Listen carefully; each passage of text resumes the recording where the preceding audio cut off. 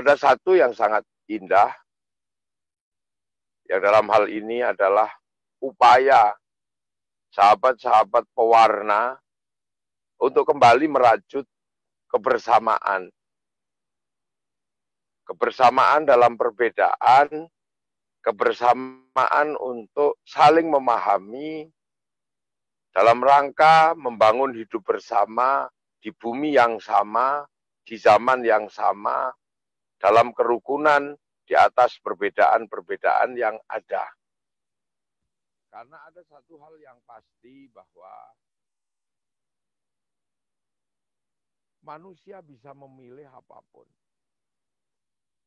Manusia bisa memilih untuk memiliki apa bisa dipilih. Akan tetapi ada yang tidak bisa dipilih, yaitu lahir menjadi bangsa Indonesia. Lahir menjadi orang Indonesia. Kemudian lahir di tahun-tahun seperti ini. Ini sesuatu yang nggak bisa dihindari. Jadi menjadi bangsa Indonesia adalah pilihan yang diberikan oleh Tuhan. Pilihan yang diberikan oleh Allah bahwa kita menjadi orang Indonesia. Nah, satu kenyataan yang nggak bisa dihindari adalah Allah menjadikan orang Indonesia itu adalah orang yang berbeda-beda bangsa, berbeda-beda suku, berbeda-beda agama. Akan tetapi atas berkat rahmatnya, kita dijadikan satu bangsa namanya bangsa Indonesia. Di mana bangsa Indonesia adalah ruang bersama yang menjamin kehidupan manusia untuk menjadi lebih baik, yang menjamin kehidupan bangsa menjadi lebih baik, yang menjamin kehidupan agama menjadi lebih baik. Nah, bangsa inilah yang harus kita jaga secara bersama-sama. Karena nggak ada orang bisa memilih. Kalau bisa memilih, mungkin ada yang memilih lahir menjadi orang Amerika dengan kulit putih tinggi besar. Atau pengen lahir menjadi orang Arab yang berwajah mancung, yang berhidung mancung, bermata bulat dan indah. Atau pengen lahir menjadi orang berbangsa Cina yang lebih putih, lebih sipit, atau lahir milih menjadi Afrika. Nah, tapi tidak bisa memilih. Tahu-tahu kita lahir menjadi orang Indonesia. Dan hari ini bangsa kita Indonesia ini menjadi sebuah bangsa yang akan menjadi teladan buat bangsa-bangsa yang lain bagaimana caranya membangun kebersamaan dalam perbedaan. Bagaimana caranya membangun persamaan dalam ketidaksamaan. Dan itu adalah rekor terbesar bangsa ini. Bangsa Arab itu satu bangsa, tapi pecah menjadi puluhan negara. Eropa satu bangsa, tapi juga pecah menjadi puluhan negara. Tapi kita ini satu bangsa, mampu puluhan bangsa, puluhan suku, tapi mampu bersatu dalam satu negara, Kesatuan Republik Indonesia. Ini sesuatu anugerah yang diberikan oleh Tuhan, dan tidak semua bangsa mendapatkannya. Nah, kenyataan-kenyataan inilah yang harus kita terima. Makanya seiring perjalanan waktu, di mana era milenial adalah era di mana antar bangsa saling menyapa, antar bangsa saling mengerti. Dulu waktu bangsa Arab dipimpin oleh Nabi Ibrahim yang dikenal dengan Abraham, itu perjalanan terjauhnya baru Mesir sama Filistin. Ketika lahir Nabi Musa, masih sekitaran Filistin sama Mesir. Nah, di zaman nabi-nabi itu perjalanan antar bangsa belum jauh. Zaman lahir Nabi Musa, bangsa-bangsa baru sekitaran Filistin, paling jauh sampai Romawi. Tapi ini milenial, percepatan bangsa luar biasa. di mana era ini ditandai dengan lahirnya teknologi. Teknologi yang mempertemukan semua manusia, di mana manusia saling bersatu, saling berbagi. Yang Muslim ketika pergi haji, kalau dulu naik onta, berbagi dengan pengendara onta, berbagi dengan peternak onta. Tapi sekarang ketika pergi haji, kaum muslimin di Indonesia mesti berbagi dengan pabrik-pabrik pesawat, baik Boeing maupun Airbus.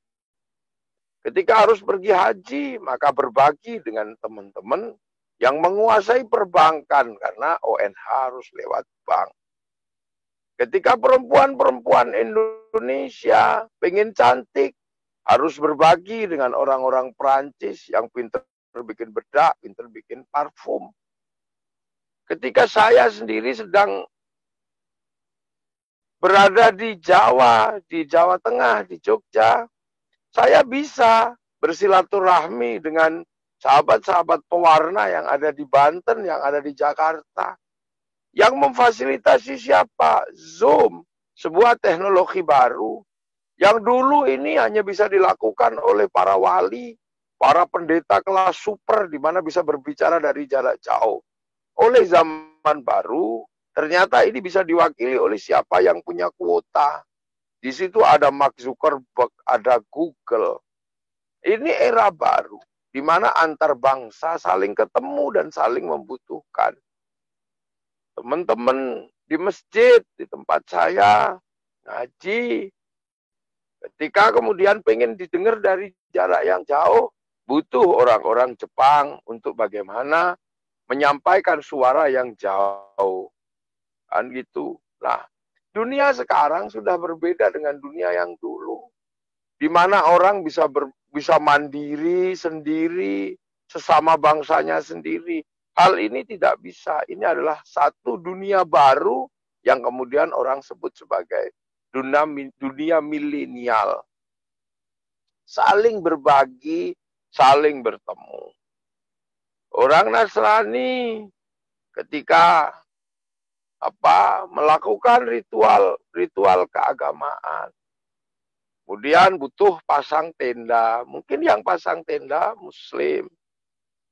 Bikin acara Natal, yang jaga mungkin Muslim. Banser. Sama, dunia sudah saling berbagi, saling ketemu.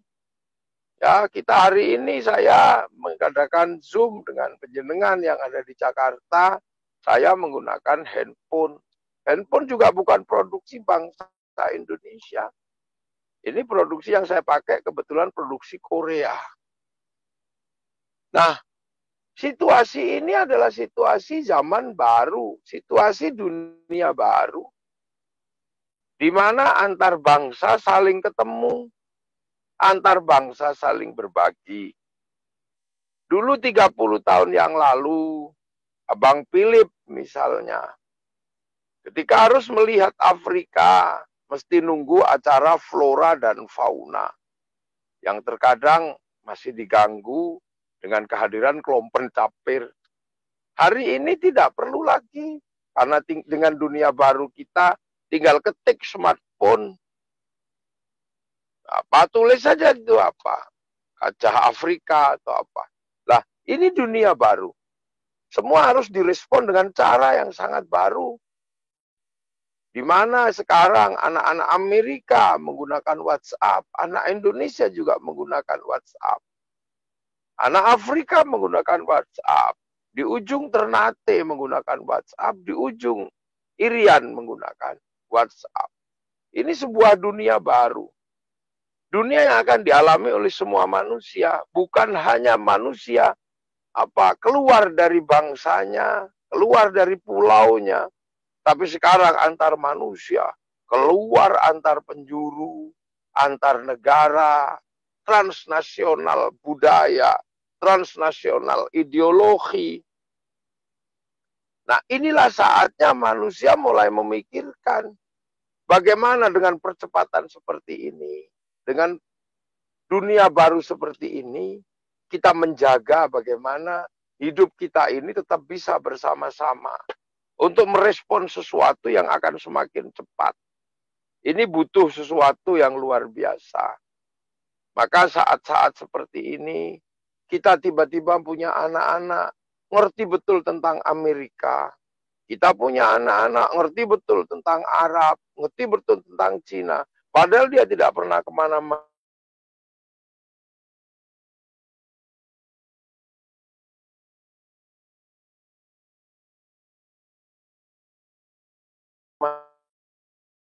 Tapi dia melotot smartphone.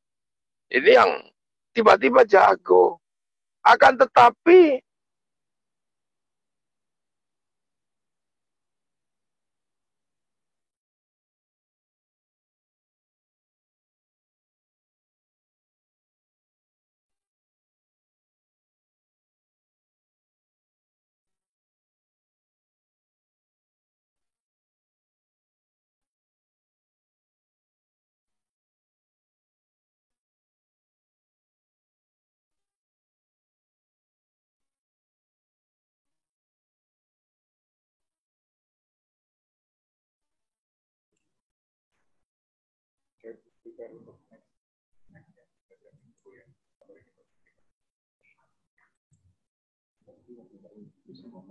Ya, memang salah satu kendala yang sering ditemui ketika menggunakan online atau secara virtual. Milenial ini punya batas. Makanya hari ini sebenarnya apa sih yang mesti dibutuhkan? Yang dibutuhkan adalah perasaan memiliki bangsa, perasaan memiliki tanah air. Karena apa? Kita tidak bisa melampaui batas negara tanpa kita ditanya identitas kita. Walaupun budaya kita sudah bisa menjadi budaya transnasional, situasi seperti ini tidak mungkin. Makanya negara-negara yang sudah menyadari ini, misalnya kayak Malaysia, sudah menyadari bahwa problem-problem antar anak bangsa yang lintas suku, lintas agama sudah mulai diajarkan. Di Malaysia misalnya sudah mulai bangsanya Malaysia diserahkan kembali kepada si Upin dan si Ipin. Nah, si Upin diperkenalkan bahwa di Malaysia ada ras India yang nggak mungkin bisa dipisah dengan anak-anak Melayu. Maka si Upin dan si Ipin mulai dikenalkan dengan tokoh kecil namanya Jarjit. Di sana nggak bisa dipisahkan dengan anak-anak Cina. Makanya Malaysia sudah mulai mengenalkan si Upin dan si Ipin dengan tokoh kecil namanya Mei Mei.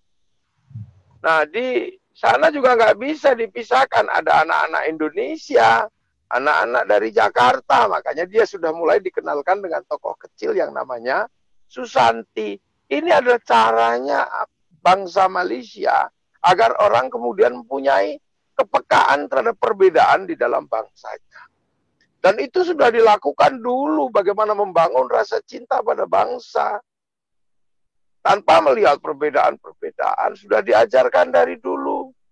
Kita memilih Pancasila itu sebenarnya adalah upaya di mana bangsa ini memilih tetap dalam perbedaan bangsa, tetap dalam perbedaan suku, tetap dalam perbedaan agama, tapi memilih untuk bersatu dalam satu negara, Kesatuan Republik Indonesia.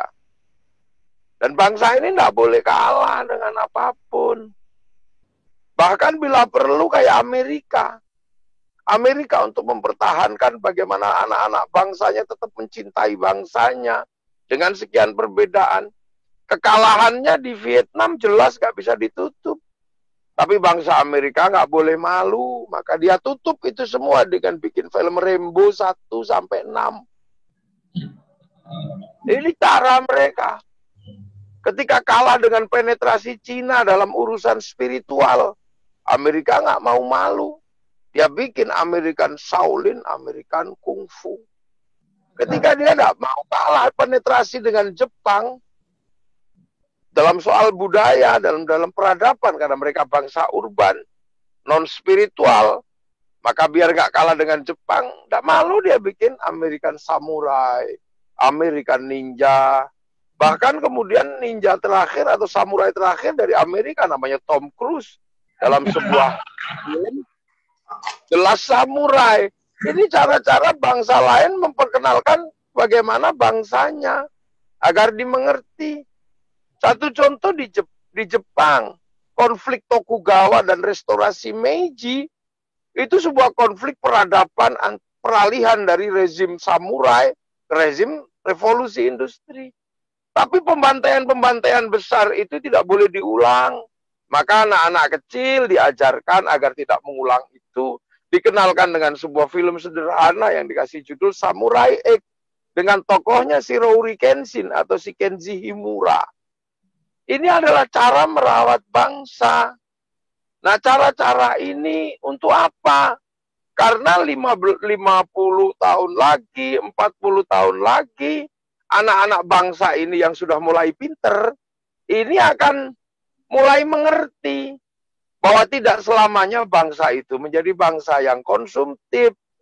Kepintaran-kepintaran ini akan menghasilkan sebuah produk-produk baru yang lahir dari anak-anak Indonesia untuk dipakai sendiri oleh Indonesia. Makanya kemudian agar mereka ketika nanti sudah bisa melakukan proses produksi dan mempunyai cara pemasaran yang bagus di dalam negeri, cara pertama adalah mulai dari hari ini, mari kita bangun rasa cinta. Rasa cinta pada bangsa dan negara, rasa cinta pada tanah airnya. Sehingga ketika nanti sudah bisa berproduksi, rasa cinta itulah yang membuat orang akan cinta pada produk dalam negeri. Kalau itu tidak dibangun dari hari ini, itu susah. Nah, agar era itu terjaga, maka kewaspadaan kita terhadap perbedaan adalah kewaspadaan bagaimana untuk saling selalu berdialog, saling berdiskusi agar bisa saling mengerti bahwa bangsa ini takdirnya memang puluhan bangsa, puluhan suku, puluhan agama bersatu dalam satu negara, Kesatuan Republik Indonesia. Ini nggak bisa enggak, ini harus mulai diajarkan. Apalagi kalau cerita kemarin diceritakan oleh Bang Philip, ada pergeseran besar, pertarungan antara antar Amerika sama Cina, ada sesuatu yang akhirnya mesti direspon.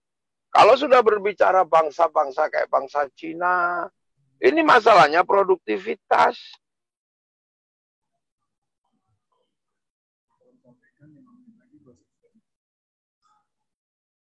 Maksudnya luar apa kesiapan bangsa Indonesia. Dunia ini semakin indah sebenarnya perjalanan ke depan. Nah, akan tetapi kesiapan menghadapi situasi yang seperti itu akan sulit dilakukan kalau kita sendiri antar anak bangsa ini ribut. Dulu ada keributan antar agama. Keributan antar agama terparah itu bukan di mana-mana sebenarnya. Dulu ada di Nusantara, sekitar tahun 800-an, di mana ketika Wangsa Sanjaya yang beragama Hindu, punya penerus yang namanya Garung, yang pindah ke agama Buddha. Tiba-tiba Garung ini ekstrim, seluruh yang beragama Hindu dibunuh. Sampai ada beberapa raja Hindu yang nggak mau jadi raja, takut dibunuh sama Garung, yang gelarnya Semaratungga itu. Nah, akhirnya kemudian ada seorang namanya Panukuh atau Gunadarma belajar arsitektur ke India. Nah, yang Buddha ini semakin keras di Jawa sini, semakin keras. Sampai akhirnya ketika mau bikin candi nggak punya arsitek karena sibuk perang. Carilah arsitek, ketemu orang Hindu si Panukuh yang tadinya belajar ke India itu, suruh bangunin candi. Maka lahirlah kemudian candi Buddha. Karena arsiteknya Hindu, akhirnya candi itu bernuansa Hindu. Candi itu disebut Sambara Budura, yang akhirnya dikenal dengan nama Borobudur. Nah, candi itulah yang kemudian sangat besar. Dan ternyata anak Garung atau Semaratungga yang namanya Pramodawardhani, jatuh cinta sama anaknya, sama Panukuh, arsitek yang Hindu tadi. Akhirnya mau tidak mau, karena anak sematawayang, dinikahkanlah anak Raja Buddha yang anti Hindu ternyata punya putri jatuh cinta sama orang Buddha. Terjadilah pernikahan. Dan akhirnya kerajaan Buddha yang anti Hindu punya menantu orang Hindu. Saat itulah kemudian kekuasaan diserahkan kepada Panuko atau Gunadarma ini. Yang akhirnya bergelarlah Rakai Pikatan. Dan semenjak itu rukun.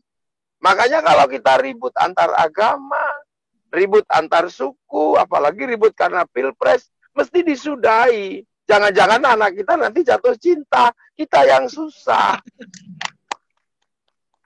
Itu kita yang susah.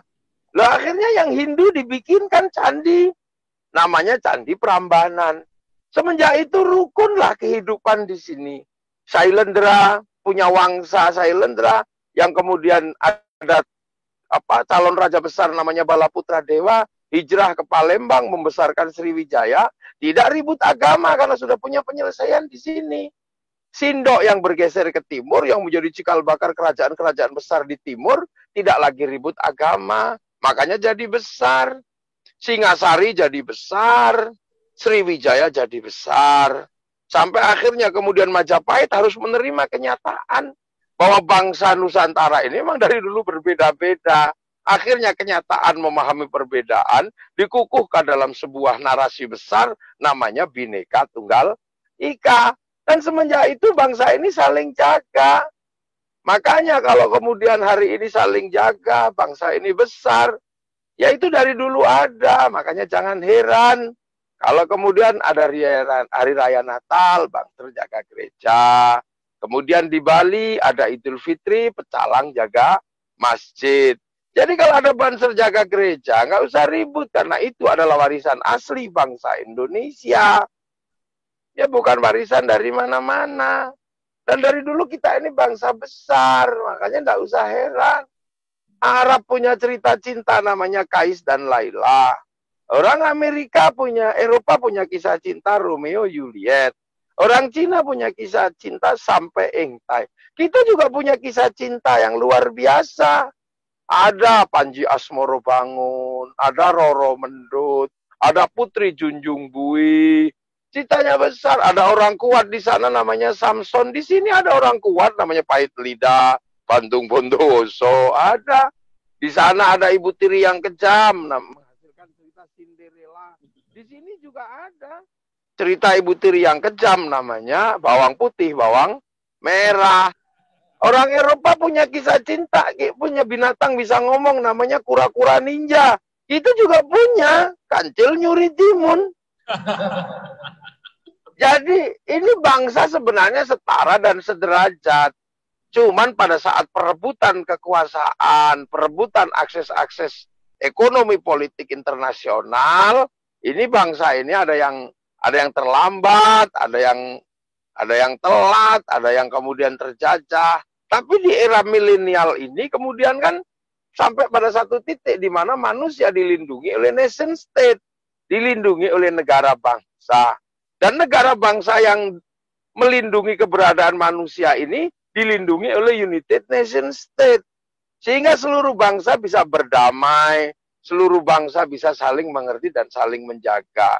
Nah, Nusantara yang tadinya berbeda-beda, kemudian bersepakat dalam satu negara, namanya Negara Kesatuan Republik Indonesia, yang memang sudah waktunya saling mengerti kebutuhan antar bangsa. Saya sendiri juga terakhir-terakhir juga heran gitu ya.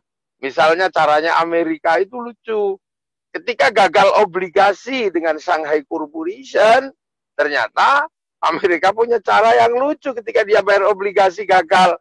Ternyata Hollywood disuruh bikin film 2020 yang ditayangkan tahun 2012 pas obligasi jatuh tempo. Caranya gimana? Amerika kiamat, yang selamat Cina. Nah, itu kan film yang bentuk penyerahan itu sebenarnya. Kemudian ada film yang luar biasa, di mana pergeseran mesin dari Amerika, dari Eropa ke Cina. Itu dibikinkan aja sebuah film sederhana, namanya Mortal Engine. Nah, terakhir kelompok Cina yang lucu. Tiba-tiba kemudian orang-orang Cina merespon itu dengan bikin film The Forbidden Kingdom, di mana tongkatnya Sun Gokong harus diserahkan oleh anak-anak dari Amerika.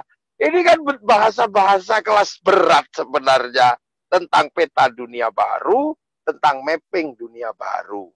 Nah, dalam situasi seperti ini, Indonesia pasti akan mampu melangkah Indonesia pasti akan melewati itu semua. Catatannya satu, mari kita jaga kerukunan antar anak bangsa, berbeda-beda, tetapi tetap dalam satu kesatuan, yaitu apa? Bersatu dalam satu negara kesatuan Republik Indonesia.